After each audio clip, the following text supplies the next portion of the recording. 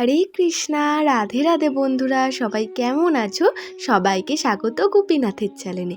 আজকে তোমাদের সাথে আমি শেয়ার করছি এই ছোট্ট ভিডিওর মাধ্যমে আমার লাড্ডু সোনা দোল কেমন কাটলো, আর তার সাথে আমার লাড্ডু সোনা কী করলো এই হোলিতে, সেটাই তোমাদের এই ভিডিওতে আমি দেখাবো।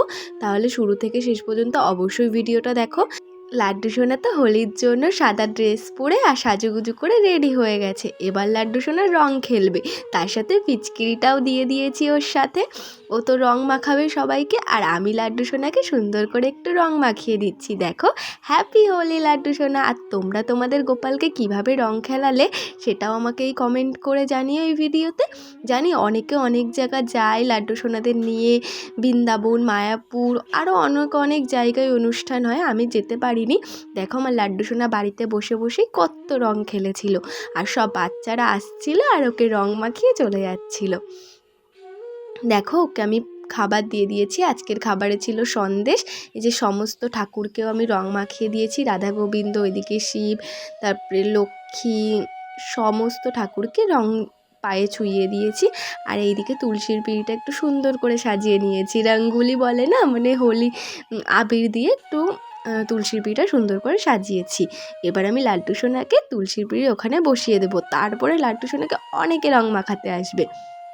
দেখো বন্ধুরা, এবার আমি লাড্ডু সোনাকে তুলসীর পিঁড়ি ওখানে বসিয়ে দিয়েছি, একটা মানে প্লেটের মধ্যে লাড্ডু সোনাকে বসিয়ে, তার সাথে ফিচকিরি, আর ও একটা প্লেটের মধ্যে বিভিন্ন রং নিয়ে বসে আছে। ও সবাইকে রং মাখাবে, যেই রাস্তা দিয়ে যাবে তাকেও ধরে রং মাখাবে। দেখো, ও সুন্দর করে কিউটভাবে বসে আছে, আমি বসিয়ে দিয়েছি। এবার অনেকেই ওকে রং মাখিয়েছে।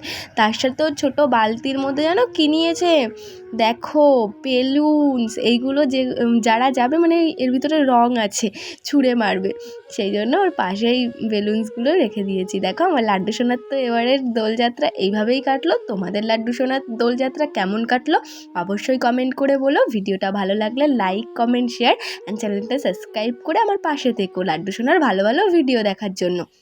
আজকের মতো এইটুকুই। দেখা হবে পরের কোনো নতুন কোনো ভিডিওতে। ততক্ষণ ভালো থেকো, সুস্থ থেকো। রাধে রাধে, হরে কৃষ্ণা।